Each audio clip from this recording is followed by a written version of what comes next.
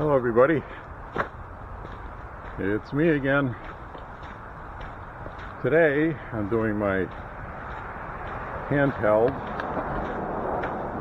Picasso EK7000, kind of a budget camera. It works well holding it on the end of a telescoping mount with regard to being shaky or not shaky. I wasn't too displeased with the results testing it, but we are going to do Woods Walk Gun Talk number 5. Cinco. So, in French it'd be cinq.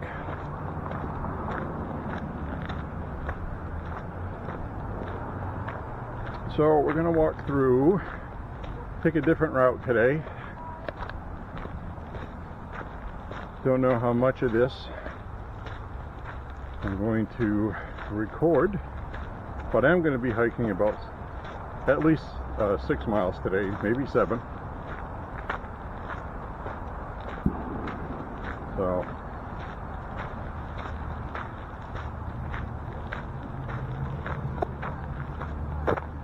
there's a few gun things to talk about.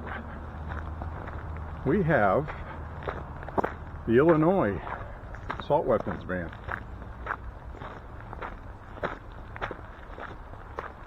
I talked about it a little bit before, but I found out a little more info. I'm going to hang a left over here. I haven't gone this way yet. So, you can see this looks like today. In the mid 40s today. Overcast. It rained all night, so some of my walking might be a little soupy, which is okay.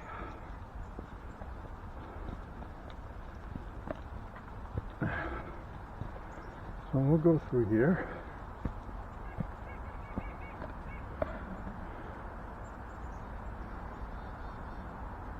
Nice woods views here. I'm going to be taking that trail, which is the red trail. And well, basically what's happened, oh look, I got a smiley face. Somebody left a smiley face for everybody else to be happy. So it seems what the Democrats have been doing is passing a whole bunch of anti-gun restrictions and legislation illegally, of course. Some of them are passed by the legislatures. Some of them are executive order by the authoritarian dictator, better known as a governor in a blue socialist state. As we get this nice little river running here. Fall is beautiful in Maine. It's almost winter. We're going to be getting snow Monday, Tuesday, some of Wednesday. And as soon as the snow flies, pretty sure my walks are going to be over. There's a nice little crossing bridge there. And some water goes across it. So we're going to go this way. I have yet to record any video walking this way, but I have been this way, and this goes down by a mosquito swamp. Basically is what I call it. And in the summertime you gotta walk fast or you get eaten alive. And you wear long sleeves when it's 95 degrees out Fahrenheit. So anyway, as we trudge on up the hill here, I guess Supreme Court, Amy Coney Barrett, decided to take on this emergency case.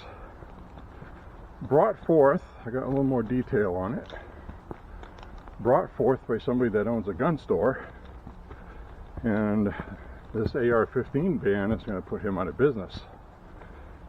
So basically, he filed illegal because it's either that or your life's work is gone. And the problem is, they're not just banning AR-15s. They started a gun registry, as I talked about before, where citizens have to register by law their magazines, accessories, how much ammo they have, everything. And it has to be done by December 31st midnight deadline, which basically means December 30th. So, whew, that's a steep hill. That's a steep hill when you're talking. It's not as bad when you're not talking. When you're talking, you're not breathing. So, wow, this is nice. Relaxing.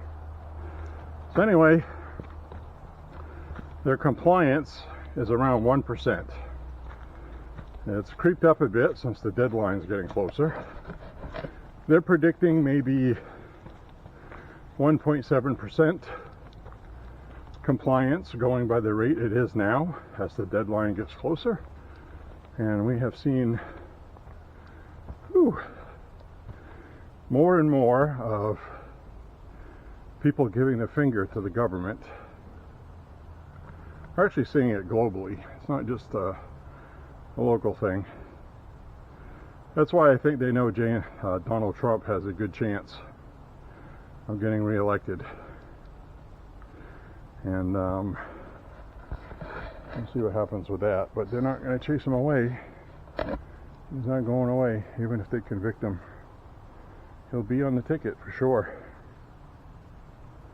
Ooh, that looks nice. Oh, it's quiet out here. Instant relaxation. Now, do I go this way on the white trail, or do I go on the red trail? I think I'm going to go on the red, because that's going to go on up and around through some cool woods down by this water bog, I call it. That's the mosquito pit I was telling you about. And this is a dugout hole here, which I'm guessing there used to be a building there many moons ago, because that looks like a basement. And the reason why I say that is I had mentioned that there used to be a water bottling facility here where they would deliver water. Those big giant jugs, you know, they'd deliver them, and you know, back when people would throw those big heavy jugs on their shoulder and drop it on your porch.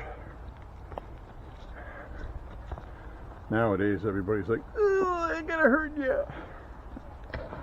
So we got some people coming down here. They'll probably be afraid of me because I'm wearing combat fatigues because I went shooting today. I might look scary. We'll see.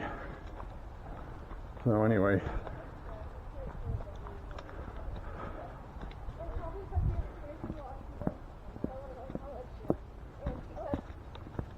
hello. Hi. I'm just recording. Don't worry about me. So we go through. Amy Coney Barrett wants to look at the case and the ruling because she's kind of had it with the 7th Circuit, which I believe is where this comes out of. And she has overruled them before in the past. They overstepped their bounds. And it seems like the new Democrat strategy is to flood the whole system with whatever it is they want to pass. And they're going to let the courts deal with it. Maybe they feel they can get away with it. Maybe they'll feel they'll get lucky and they'll get stuff past liberal judges who will rubber stamp it, which is probably a better strategy.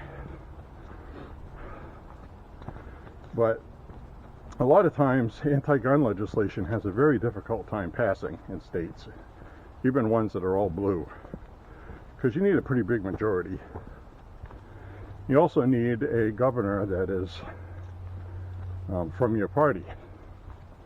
So nothing's going to become a law unless they have that, because it'll get vetoed, and most people know what that means, is it's going to get sent back to be voted on again in both houses, usually, in your state, which will require, I think we'll go this way, there's another one of those rock walls, boundary markers. That used to be a property line before this property was acquired by the Stanton Bird Club,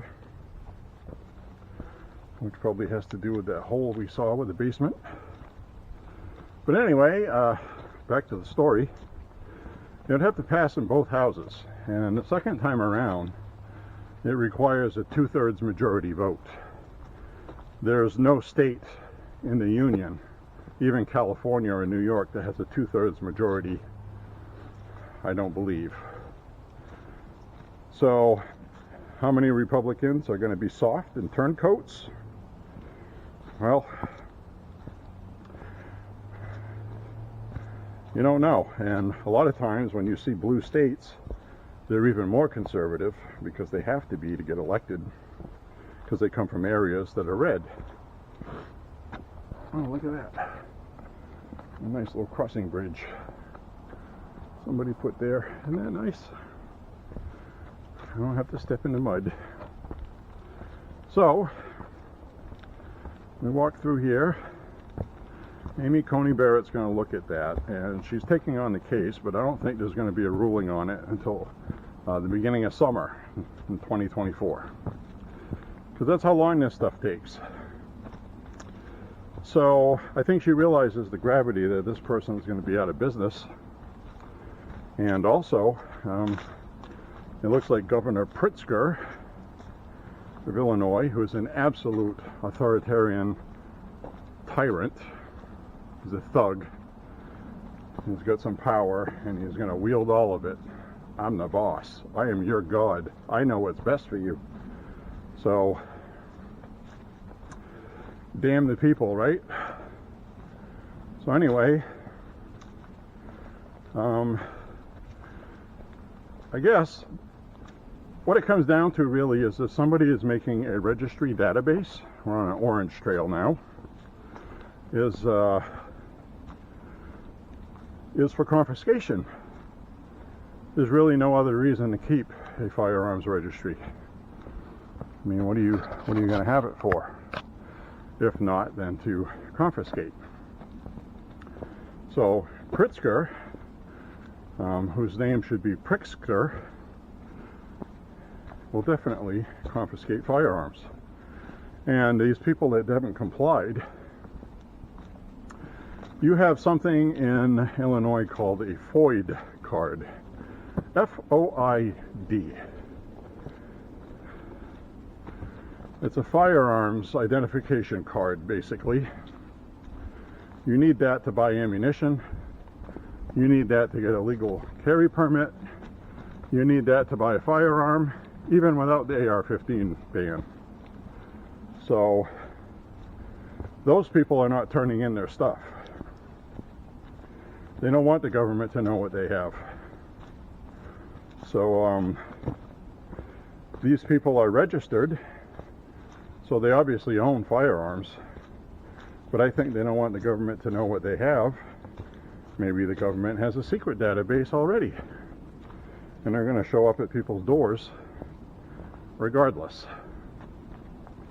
So it's going to be interesting to watch what happens at the beginning of 2024.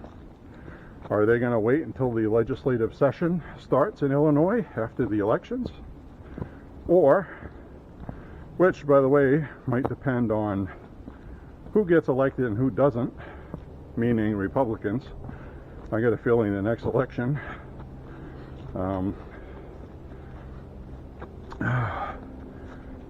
Republicans might do well in 2024 and begin 2025.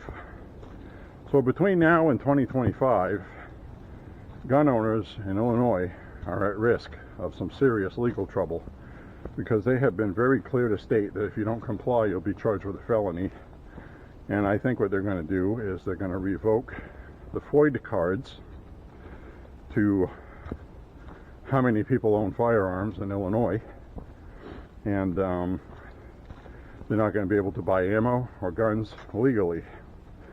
They might create a black market, and if they dare to knock people on people's doors to arrest them and confiscate their firearms. We all saw what happened with Ruby Ridge years ago. The federal government was coming on to a ranch. They had no business to be there, but they went anyway. I believe that was under the Obama administration. I believe so. If I'm wrong on that, correct me in the comments. I'm walking, I can't Google it. But anyway, the people ended up winning their case, and the government was wrong. There was a gunfight. Bad things happened. I don't think the government really cares about being careful the next time, because look what they're doing. They're setting themselves up for it again, with many more people, with many more chances of it happening. I know I would not want my firearms confiscated without being very vocal about it when they're at the door. Who knows, when heated temperatures go up, what can happen? Very dangerous. It's clearly a constitutional right they're violating. So the citizen is within their rights to protect themselves from the government, because that's what the Constitution's for. That's what the Second Amendment for. So the government isn't the only people with the firearms. That isn't hyperbole. It's not rah, rah, rah, I'm going to be a tough guy. That's just what it is. America is a different breed than other places. We were born out of necessity because other places were doing what Illinois is doing. That's not supposed to happen here. So, look at that beautiful tree. It's dead, but it's still beautiful. And we got another dead tree right here. Goes up there pretty far. Wonder if anything's living in there. Probably somewhere. Whew, I'm sweating pretty good. It's humid today. It's warm. It's in the mid-40s, but it's not cold. Mild, as they say. So we're going to go down this way. I remember walking down this way earlier this summer. I didn't record it. But I did get eaten alive. I also saw a deer through here the last time. So, anyways, I'm going to continue on through here. So we'll see what happens with that case. The other gun thing I wanted to discuss is my younger brother and I went shooting this morning. We had a lot of fun. We brought the Thompson M27A-1. Shot some video of that, shooting it, and came out really good. I previewed it before going on the walk. We just did that a while ago. So I'm all gunshot out today, which is always a good feeling. So, I'm gonna watch where I step in the mud here. So anyway, I'm traversing the hillside here. Nice trails, and all of these roots you see sticking out of the ground, those are all moist and wet. And if you step on those, they're very slippery. So you need to be careful you don't slip on one of these here and end up going for a ride down the hill and bashing your head on a rock or something. So I should be careful, watch where I'm going. I shouldn't say that, because as soon as I say that, that's what will happen, and it'll be on video for people to laugh at me. So anyway, we went shooting. Shot 22s. I shot my Trump 45, my auto ordnance Trumpy. I call it Trumpy, and it's a great shooting 1911 A1 in stainless steel. You've probably seen a video for it on my channel. And I got a video shooting it finally. I shot one-handed today and two-handed. I love shooting 1911s with one hand. Most pistols, I love that. Not the polymer ones. Polymer ones I shoot with both hands. It's one of those things where you have this old Western iron, you know, side iron. They're heavy, they shoot 38 special. It's not a big serious recoil, even though you probably saw the video of me shooting 44 Magnum with one hand. We got this big rock with another rock on top. And wow, this is what, I mean, we'll start over here. Look how beautiful that looks. Quiet.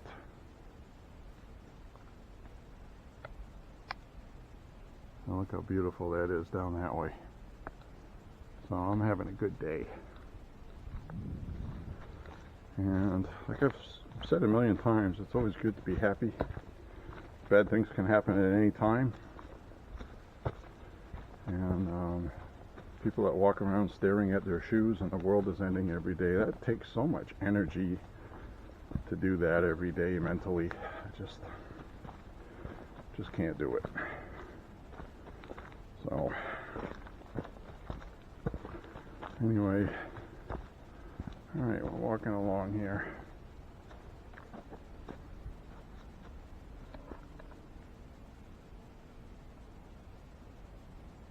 It's very quiet. Now this time with this handheld, I don't have it in a waterproof case on it, covering the microphone like an idiot. That's what I did. I was an idiot. At least I admit it. So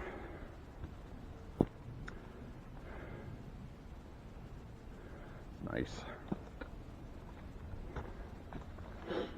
So anyways, continuing on with the story. Also shot some 22s in ice. And I got some really good footage of the Thompson M27A-1 Chicago typewriter shooting into icy water with a crust of ice on top. And that put on a really good show. So that's going to be a good one to put on the channel. Hopefully later tonight if I have time. We'll see what happens. Watch these rocks I'm walking on. And we got a big, we got this water right here. And we got a tree that got uprooted and fell over. Big birch tree it looks like. And walk across here with my umbrella cam.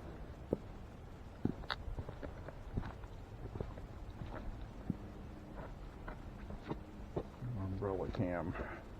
Difficult to do when walking in the woods with your body tilted. But look at that big, look at this big giant tree. How cool is that? This would be a fun tree to climb, except these branches right here look like they would all break under my weight. And I would end up pulling a Rambo. If you watch First Blood, you'll know what I mean. I don't want to do that. So we got this tree here, and this is interesting because you see a lot of them here, but you got woodpeckers do their woodpecking business in the trees. And I like that old tree right there. So hopefully the camera's not jerking around too much.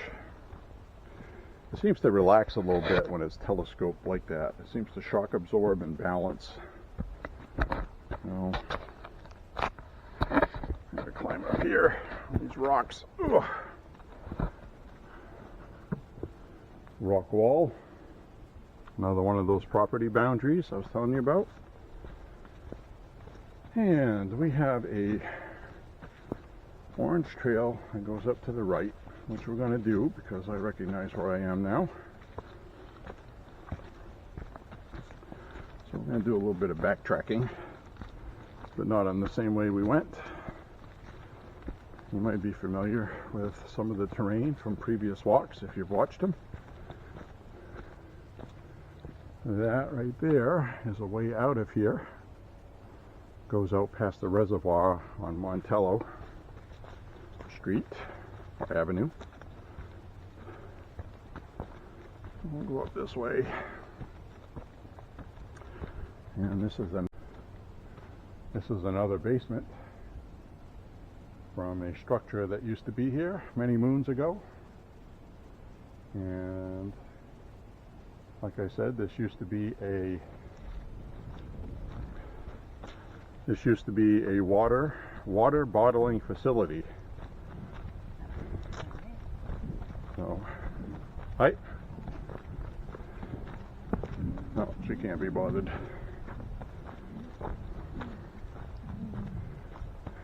Some people today, I'm telling you, they're dead inside.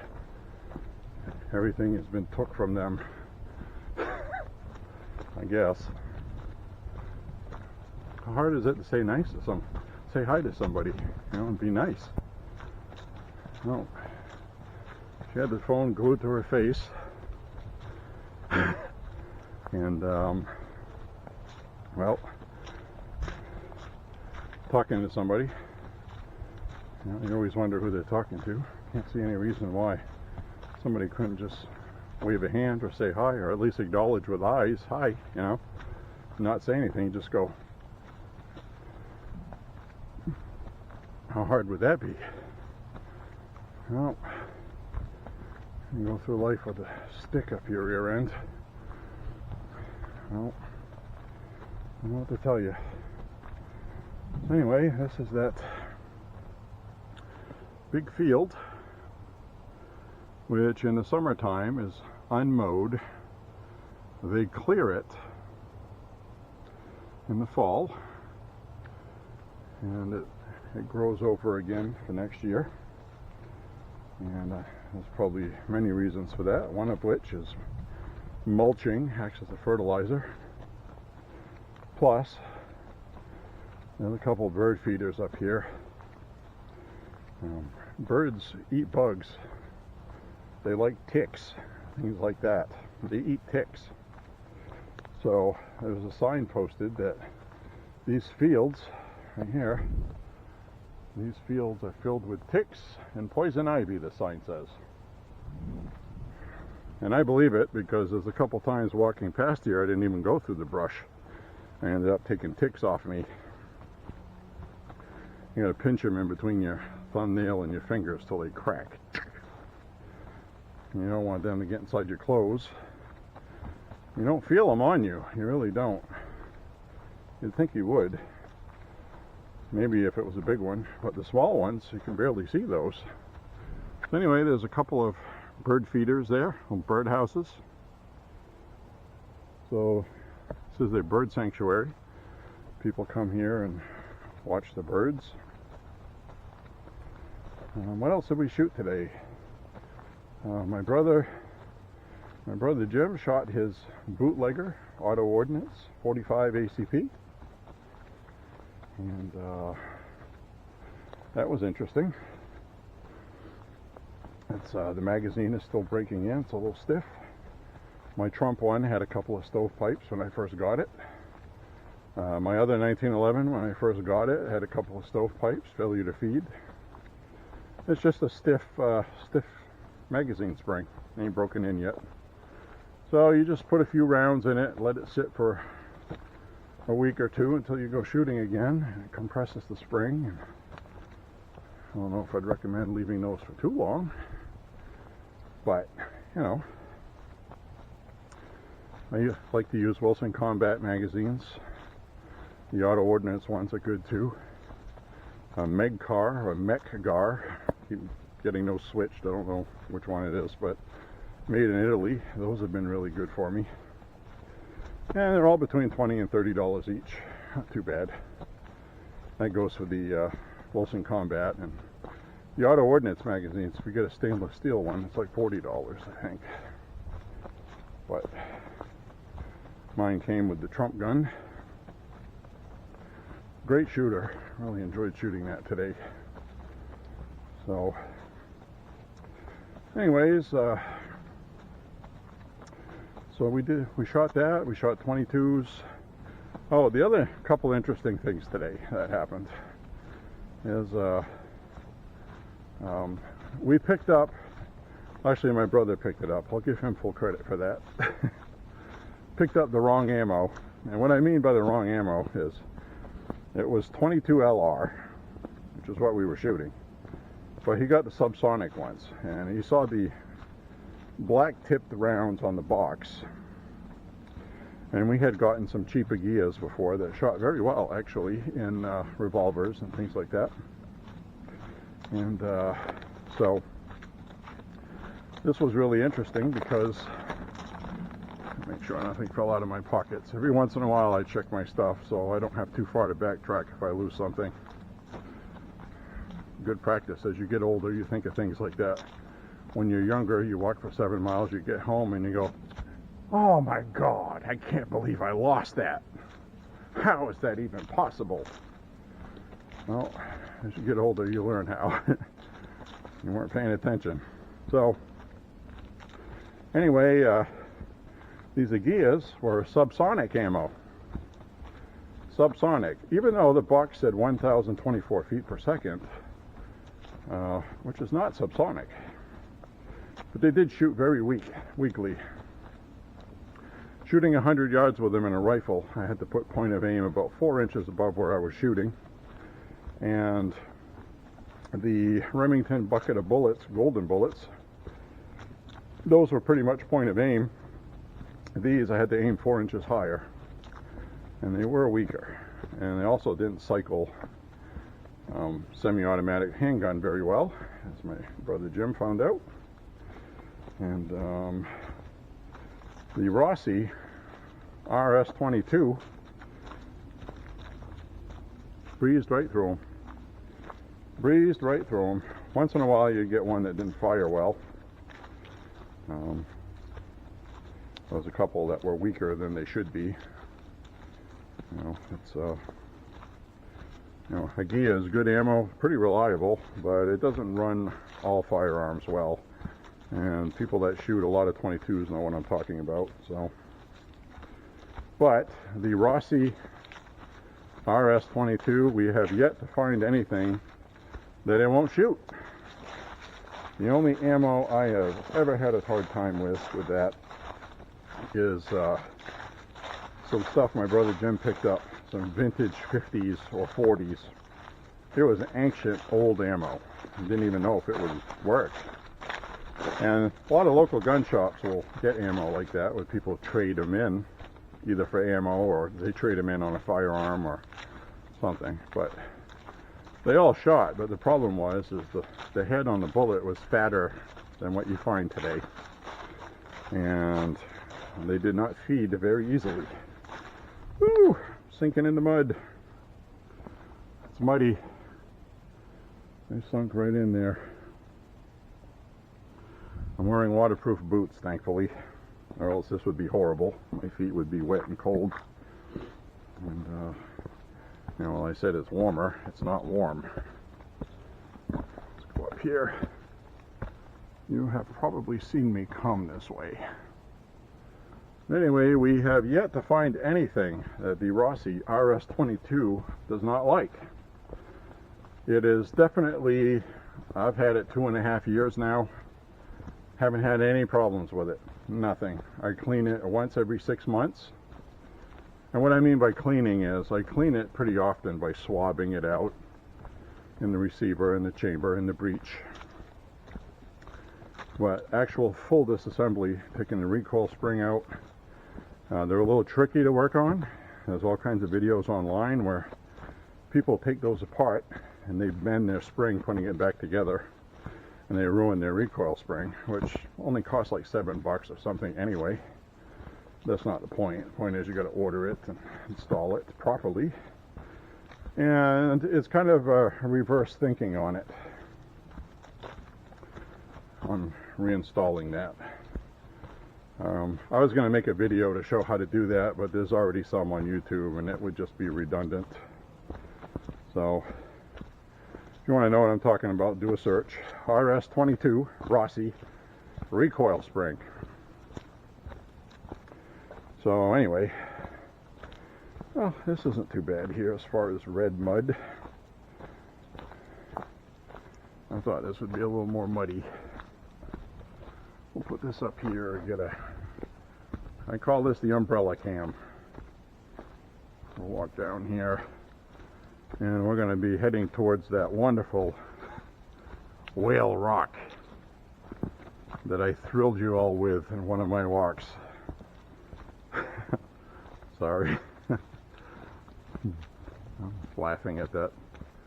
I gotta walk through here. Ooh. Oh, you're not gonna be able to see that from here. There's a bunch of wild turkeys right there.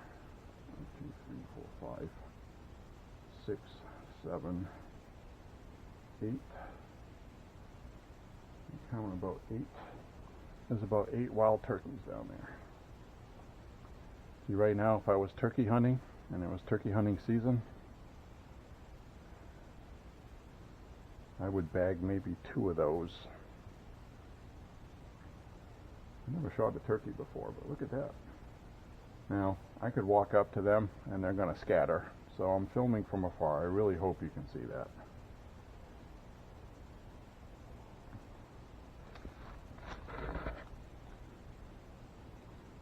And down directly at the end of this trail, that tree with the green paint on it. If you can't see them, you're not going to, and I apologize. There is a whole bunch of them. Now, we have had to sat. We've sat before waiting for them to cross the road before in the winter time, this time of year. So they're getting ready for winter. Well, we'll walk down there. I still think they're going to scatter. Let me flip the camera around this way. We'll just walk down here. At some point, I think they're going to get spooked. But we'll just try to walk up on them. I usually have a scout. Ooh, look at that, he's flapping his wings. Yeah, they saw me coming. Wow. There's got to be at least 14 of them damn things. 15. Look at that. Oh, I gotta watch where I'm walking here. Trying to traverse mud and film turkeys. Well, that was cool. There they are, right directly ahead of my finger. I don't know if you could see them. There's some over here too. Oh, there's a couple more going across. There's a whole friggin' colony of them damn things. So I definitely would have just bagged a turkey about a week after Thanksgiving. Oh, there they are. Look at them right there. Right there, look at that. I'm sure you can see those. I don't have my GoPro today because we used it shooting and it was charging, so I decided to take this today.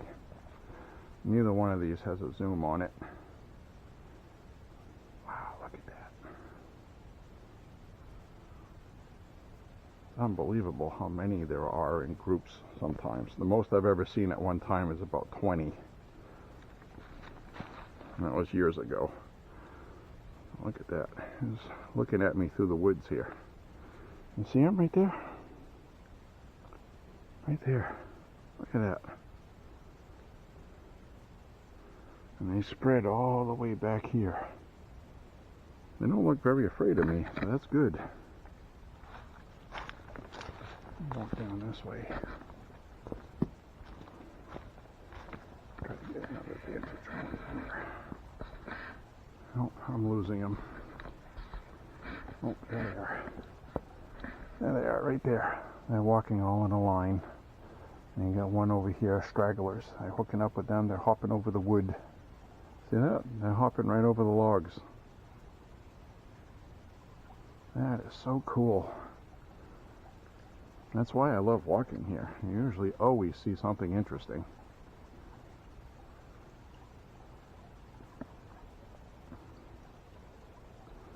Alright. Well, I think that's going to be about it for that. I'm going to flip this around this way. No, I didn't just do a somersault. But how cool was that? Wasn't that awesome? Turkeys! Gobble, gobble, gobble, gobble. Wonder if we can talk to them. Gobble, gobble, gobble, gobble, gobble, gobble. Gobble, gobble, gobble, gobble. I don't know how to make that turkey noise.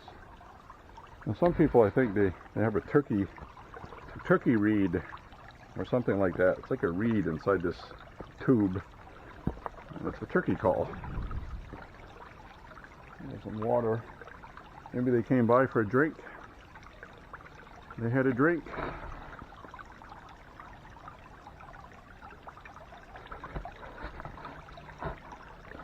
Wow, that was cool. So they all came out from in here somewhere and crossed right across this path and walked up in the woods. That was pretty awesome. They're pretty safe here too because dogs aren't allowed, but we have seen dogs in here before and they're not supposed to be here. I'm sorry about that. I gotta right the ship. It's hard to walk on wet moss-covered rocks without breaking your hind end. Step on here.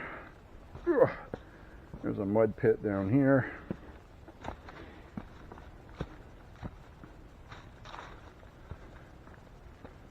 Alright, I'm going to step on.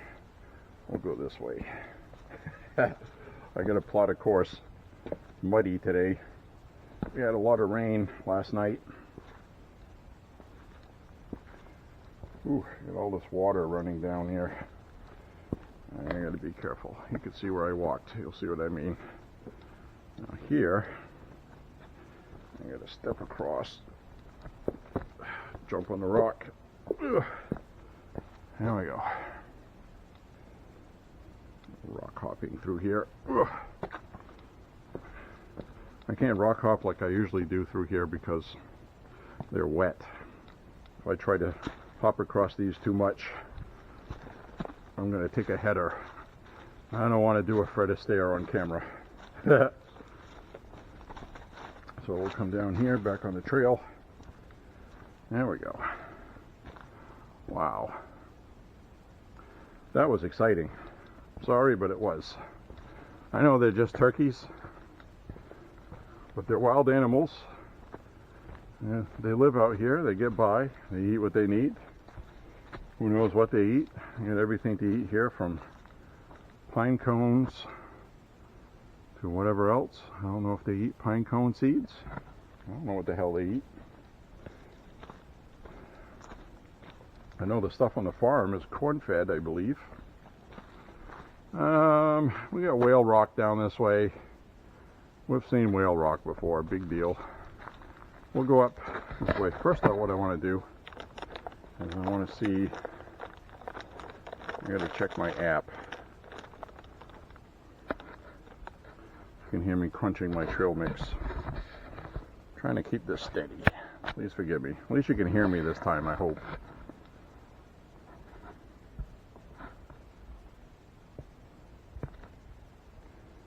Alright, we're at almost 2.5 miles. So, I know it'd be pretty silly to say, which way do you think I should go? You're not there to tell me.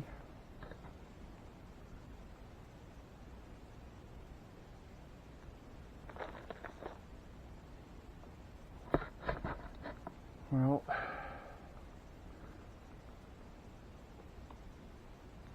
hear something.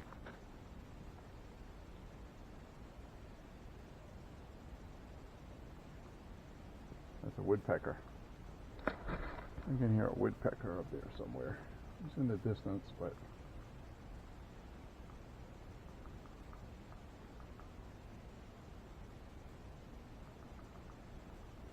I'd be really surprised if you could see him. Hear him, I mean. Alright, so I think I'm just going to go up this way. You know, because there's all kinds of different ways you can take through here. It comes out to several miles. So I'm going to go up through here. And I don't think I'm going to record the entire 7 miles because it might get boring to watch. Maybe not. Maybe we'll come across more turkeys. Ooh, I'm going to come over this way though, because I'm not even going to bother trying to climb over that rock like I usually do. That is wet with leaves that are wet, just begging to kill me. So, this is a steep hill. I get to the top of this, I feel like I did something. And you have to remember my age. Now, I'm sure there's people watching this that are older than I am, probably laughing at that. But they were at their age too, where their body was starting to change and not be 20 years old anymore. So, the other gun topic I wanted to talk about that I thought was funny is Rock Island Armory 38 Super 1911 A1. My brother Jim brought his today and was shooting it, and he was shooting wolf ammo, and the shell casings kept getting stuck because they're steel case. Whew. Oh, there's the turkeys. There they are. I caught up to them. Hopefully you can see that. I really hope so.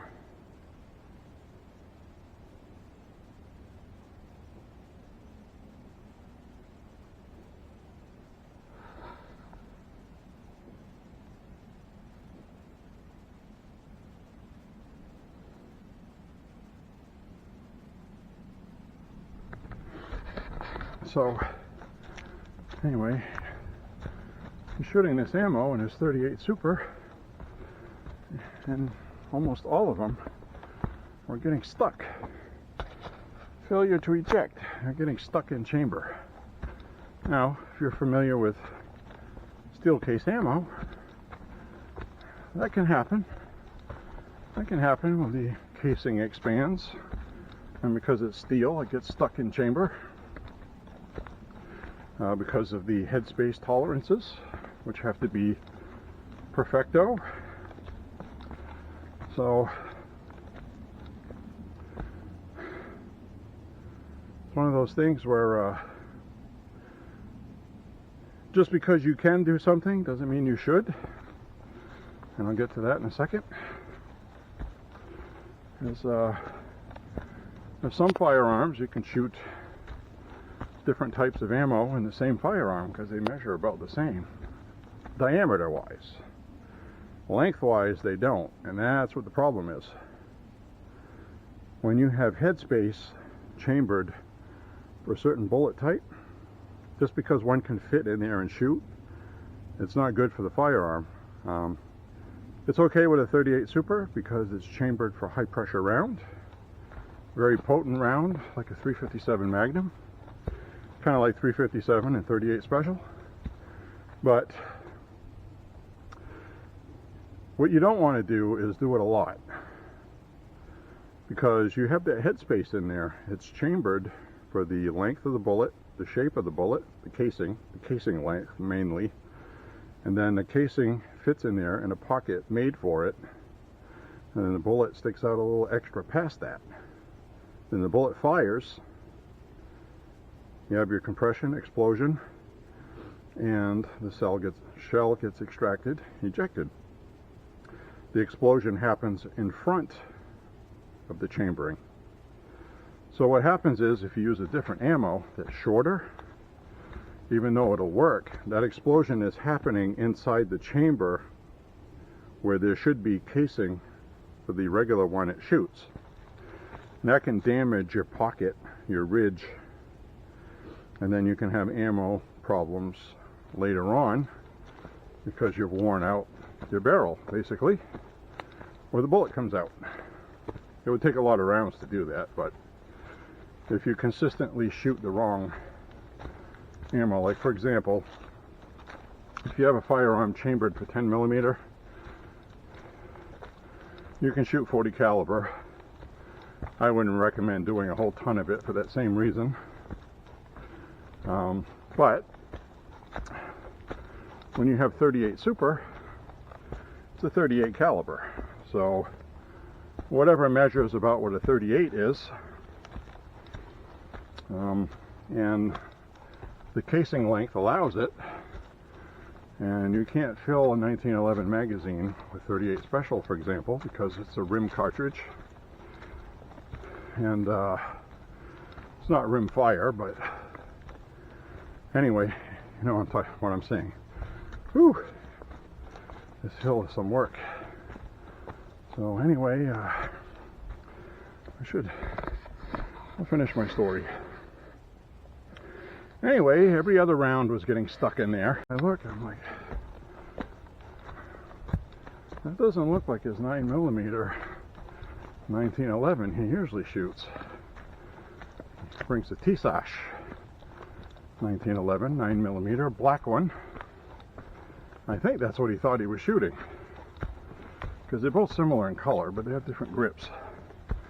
And he replaced the factory grips with wood grips.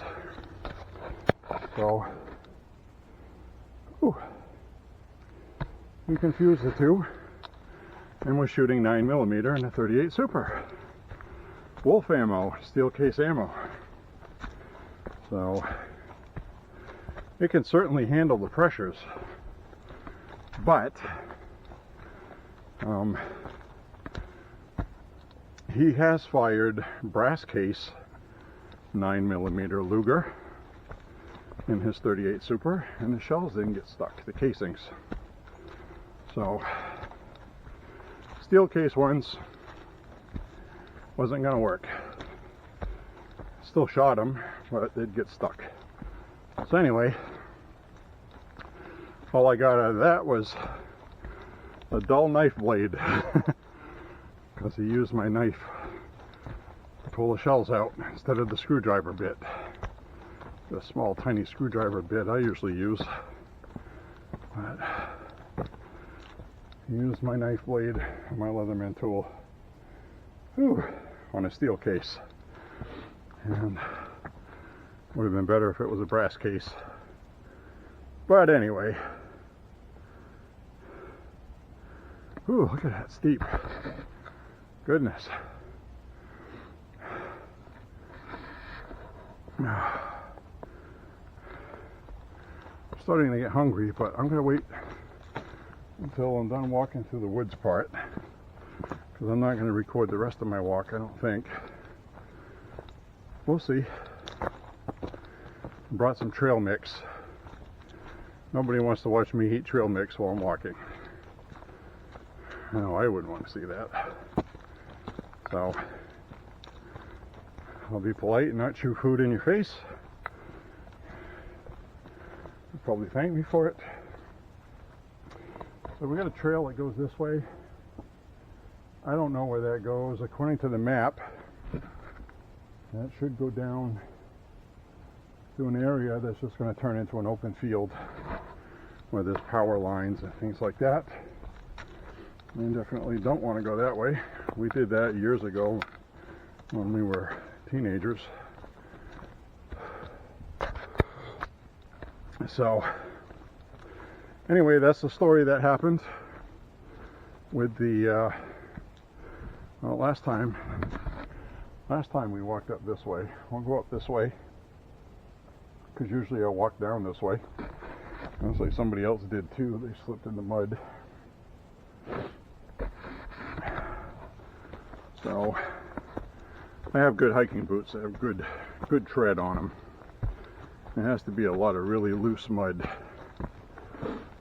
So I just saw a couple of half-eaten acorns. And nature provides a lot of food for the critters. Still have no idea what turkeys eat. But if you were on a walk with me not too long ago, I found a turkey feather. At the time I didn't know what it was. So there's a little place to sit down if you want to. A little four-sided bench. Monument thing I've shown you before. And we got a pine cone that has been eaten by something. An acorn. And pieces of pine cone. They have seeds underneath these little leaves on pine cones have pine tree seeds. And you can see way out over that way. Is that woods clearing? You can see in the distance there's a low cloud cover, foggy, kind of misty. Look at that, I'm sweating.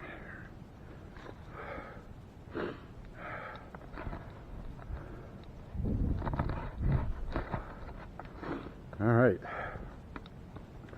got myself resituated, and I gotta see how much battery's left.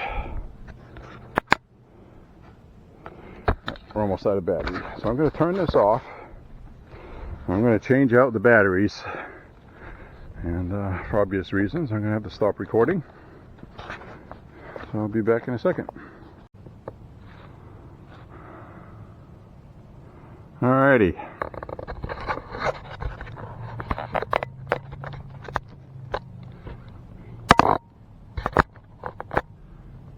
See here for a second.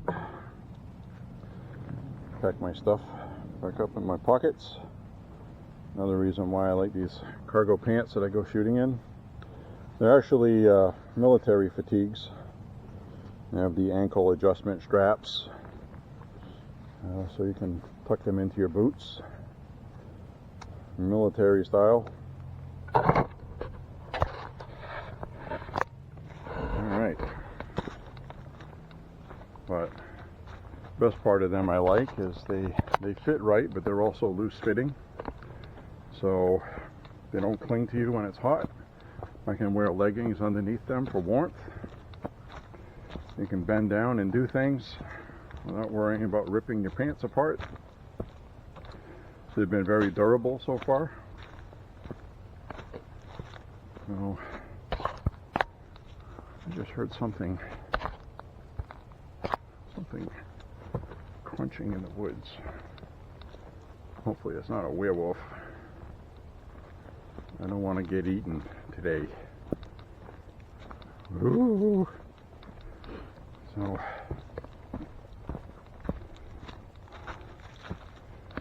this way down here, I've gone that way before, but that goes to that place I was telling you about where there's power lines and whatnot. And I'm just going to make more walking for myself that way. It's swampy down that way. It's no good.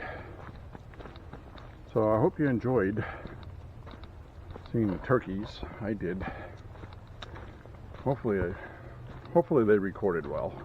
Pretty sure you must have seen something. And so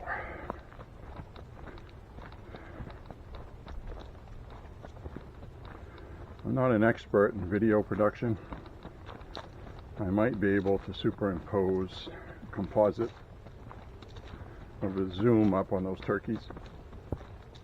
But I've seen those before and they never look good because they pixelate. Now this can shoot in 4K. You see this memorial.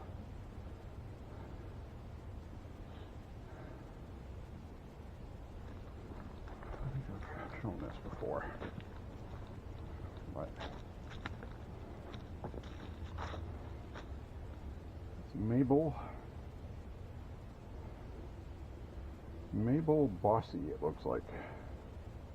Or Mabel Rossi. It's either Mabel Bossy Wood or Mabel Rossi Wood. That right there looks like it's been a little bit defaced. It's chiseled out of a rock. Who knows why? Somebody might have done that on purpose or not. Alright, so we're going to cruise up this way. And my stomach is empty. I'm burning calories all day today. I haven't eaten since 7 o'clock this morning. It's going on 2 o'clock in the afternoon. 7 hours ago. Now this was that bench where somebody said they could see Mount Washington in the distance. There. But we looked at it on the last walk. Can't really see it today. It's overcast. And it's shrouded by clouds. So we'll walk down this way. Sure, why not? And you know, it's like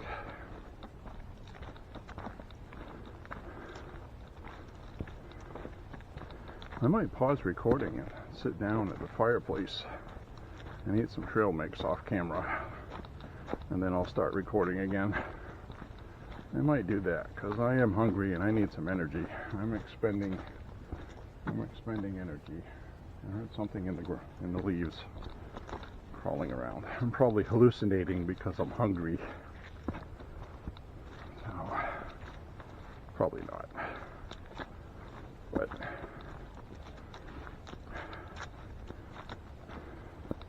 again, I'm using this I'm not using the GoPro today because I used it at the range, and those batteries take a long time to charge. And I wanted to walk before it got dark. We don't have much daylight to enjoy things with now. And if I don't go today, winter is actually going to be here this week. I'm supposed to get snow, at least 4 inches of snow, which isn't much because sometimes we get feet of snow. So anyway,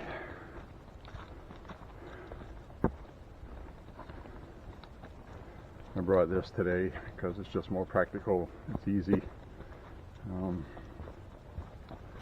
You know, I use iMovie on my MacBook Pro. I got a few laptops at home.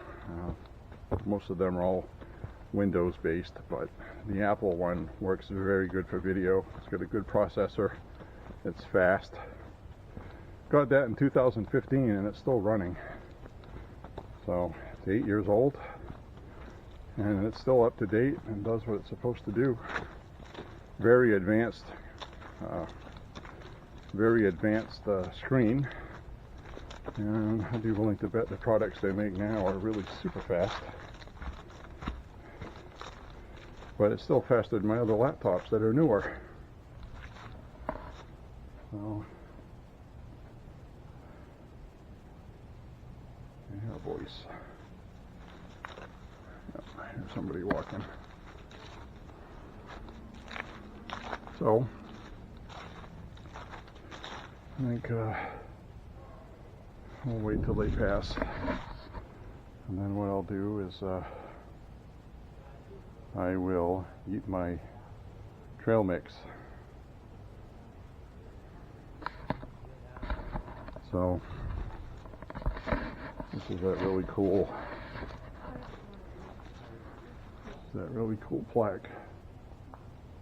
I like that plaque. Hi, how you doing? Hey, how's it going? Pretty good. So I'm gonna sit down here and eat some trail mix because I'm starving.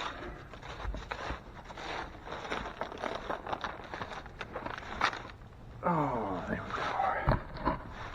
Sit on this nice bench. See that? That's how I know it's trail mix. It says it right on the bag. Omega-3. We got nuts and dates in here and walnuts. So I'm going to sit here and eat this. I will be back shortly. And thank you very much for watching.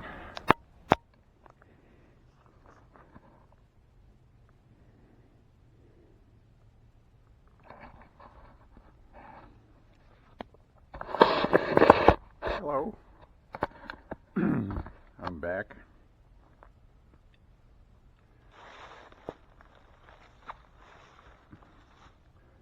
Got my app going again, Google Fit. sure I didn't lose anything out of my pockets.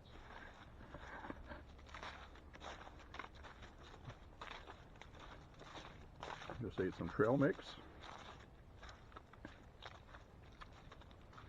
And we'll go down this way. Coming up on 3 miles. So I usually walk between 5 and 7, but I'm not going to record all of it because this is Woods Walk Gun Talk number 5. So we'll go down this way because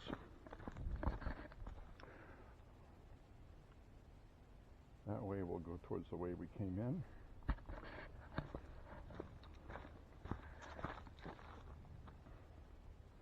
We're going to go this way. And we're going to cut back over that way.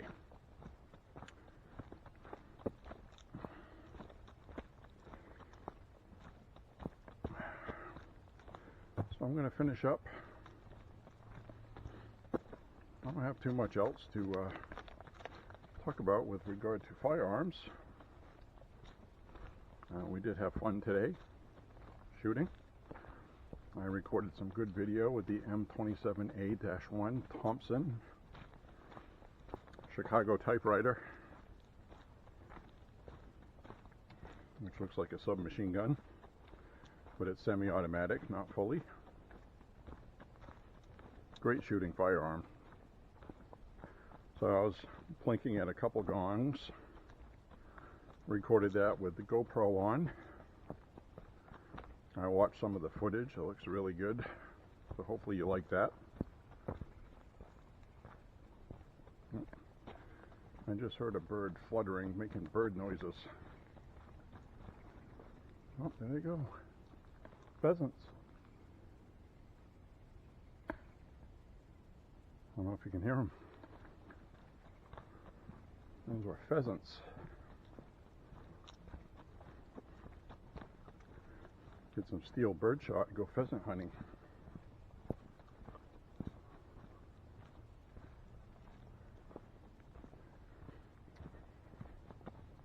See if I can see anything up ahead. They were certainly aware that I was coming.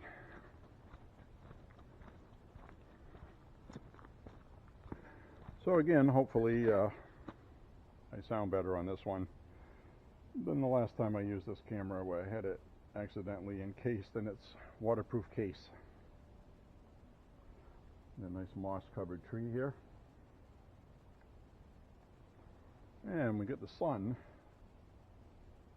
finally trying to peek out today.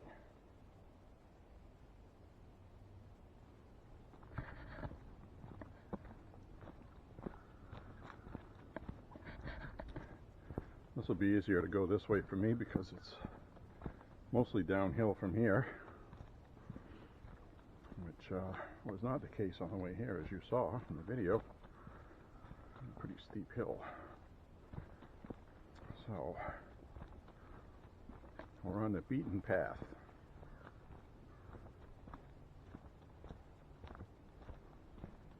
I feel like something's watching me.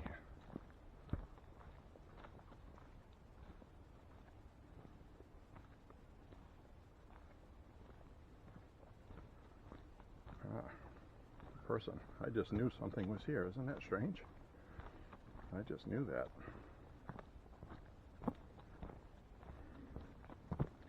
Hi, how are you?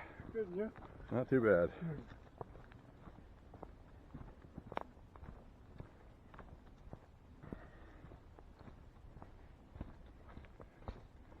I just knew somebody was there. Didn't really hear him. I could feel somebody was there. Isn't that weird? I don't know what you call that. I've heard about that before. If you ever read a really good book, I've read it 3 times now, maybe 4, I don't remember. I've had it for a long time. I have an old 1920s copy of All Quiet on the Western Front. really fantastic, realistic war story told from the viewpoint of a soldier that was in it on the losing side. How often they face not having much to eat, terrible supplies, horrible boots, trench warfare, and the horrors of that. Killing people with a shovel, and nasty business. They didn't like to use the bayonets they were assigned to them because they were old-fashioned from a previous war, and they had a tendency to get stuck in people's rib cages. So you're stuck with your rifle stuck in somebody, and you have to fire it and hope that it gives you your rifle back because there's other people trying to kill you. So they ended up using their trench tools. They sharpen the end of their shovel and bash somebody in the head with that, and it would go right inside their skull, into their brain, and kill them. Hit them in the neck, cut their jugular. So they ended up finding that more beneficial in combat, in trench warfare anyway, hand-to-hand combat. And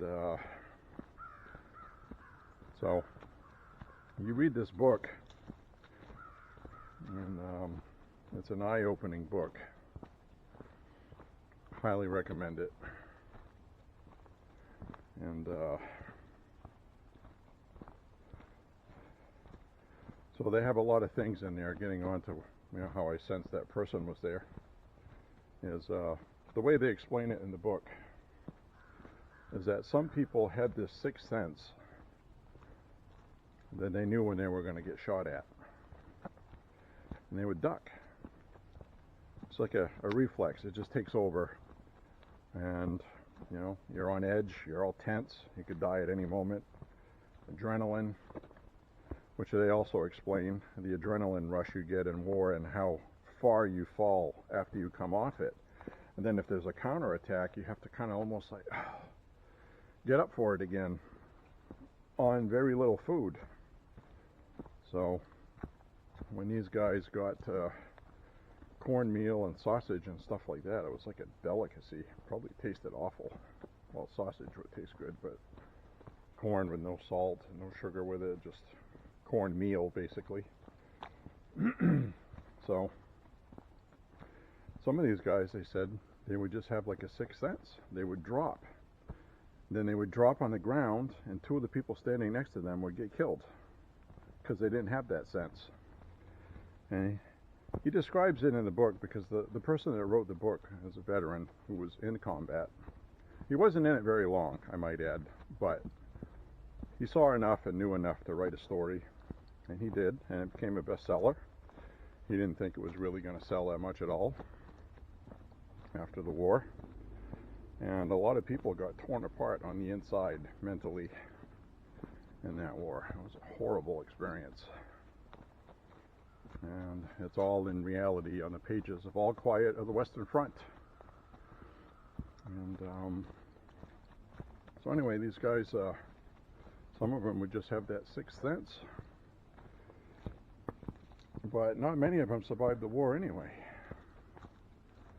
And it's pretty much the form of death and destruction that had been invented by man at that time, without tanks and jets and stuff, and it was all on the ground in trenches.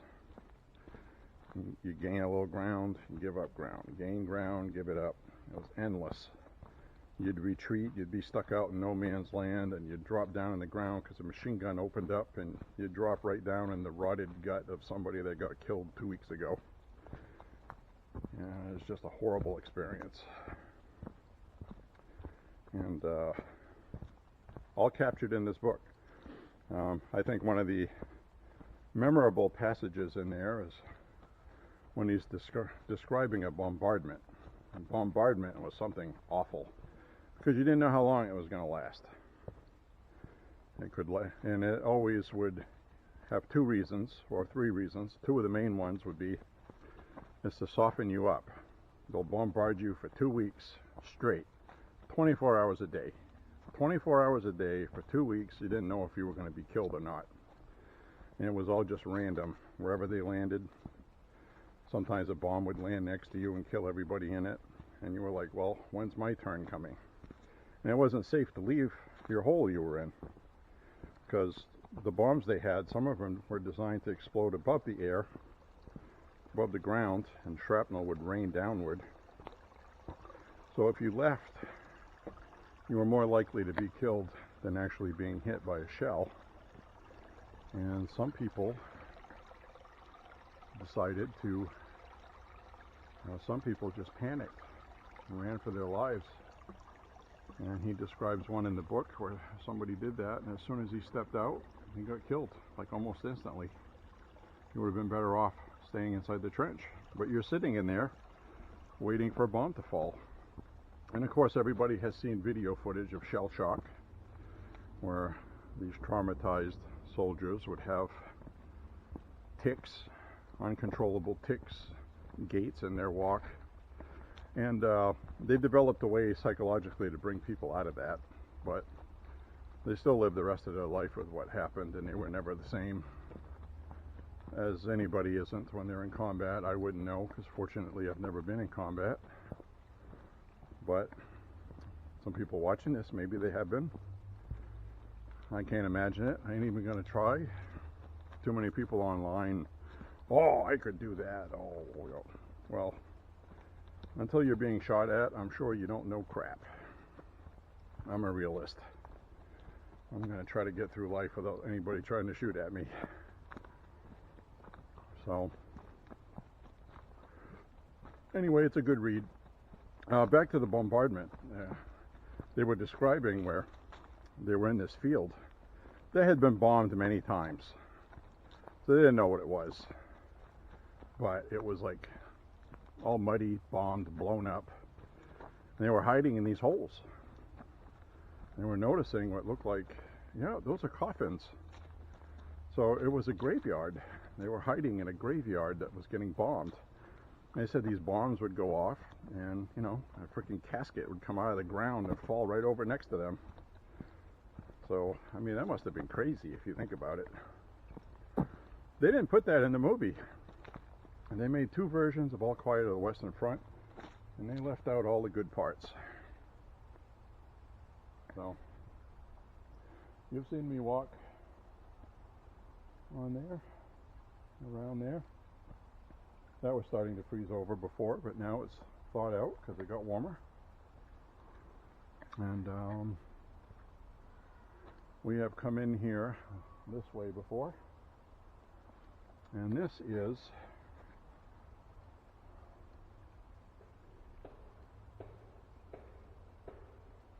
a frog is a being.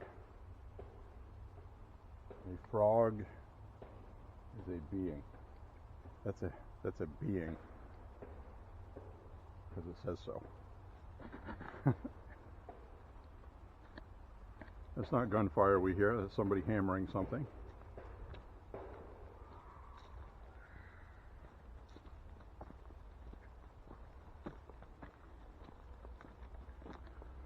So what do we got here? More frogs. Oh yeah. Waiting. It says waiting, watching, scanning, seeing. So there's a frog pond there. So supposedly there's frogs running around here. So we better watch it. And over here we have does it ponder? We don't yet know. We don't know if frogs ponder yet. You see that? I say ponder because it's a pond. You see that? It's a pun. Does frog time fly or trail snail slow? What it says.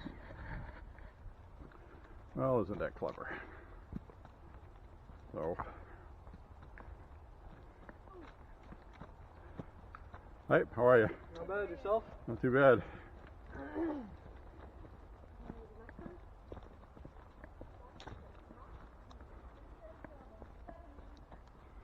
It's funny, young people.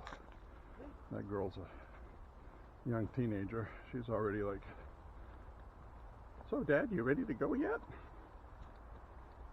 She's seen enough. So we're going to go through here.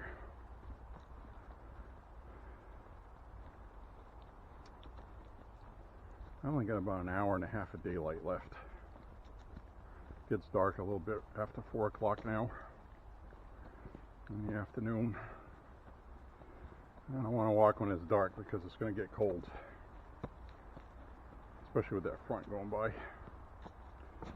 So I've yet to come this way on video, so hope you enjoy it. And that trail just runs to where we came in, which will probably suffice today for the Woods Walk Gun Talk number 5. I think we got enough video for that today. And then I'm going to finish up the rest of my walk off video. You'll just have to take my word for it. I like walking a lot of miles when I walk. And I still got trail mix seeds in my mouth. I had some walnut. That was good. Oh my God, we got a sign here.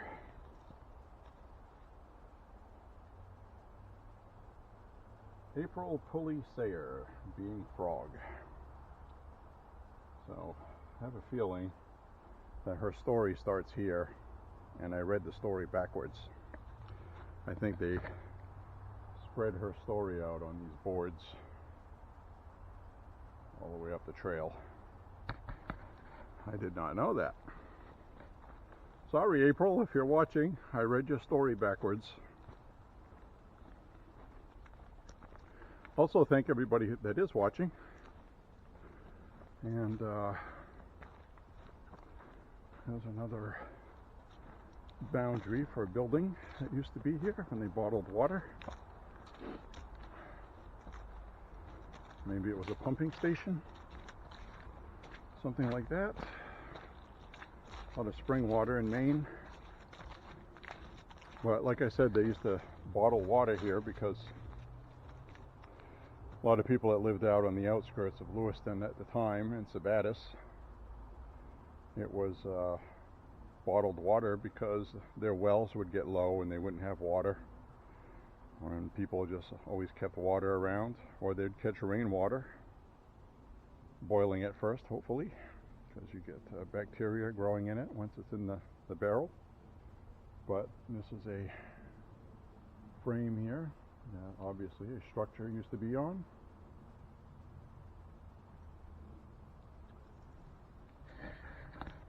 And thank you very much for walking with me today. I'm going to head on out of here. And this walk has been fun. It's a little different. Hope you enjoyed it. Hope this didn't shake around too much. Being on the end of a selfie stick with no stabilizing. It seemed to carry itself pretty well last time because the length of this balanced in my hand. If I grip the handle tight, it'd probably shake around. Just letting it kind of float. So, anyways, I think we'll exit out this way.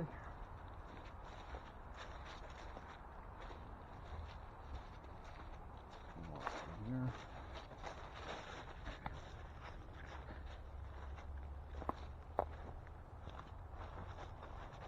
This gazebo looking thing.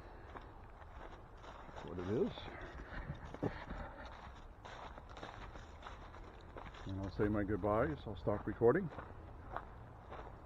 And again, thank you very much for watching. Really appreciate it. Like I said, the channel is not monetized. And I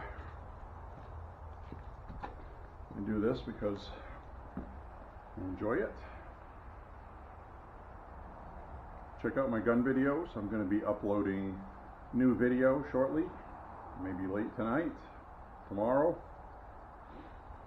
and I might actually have that on there before this walk, so it might time out that way because these take a long time to upload. But anyways, Thank you very much, and we'll talk to you soon. And thank you for joining me on Woods Walk Gun Talk number 5 with J-Bo on YouTube. Bye-bye. Peace.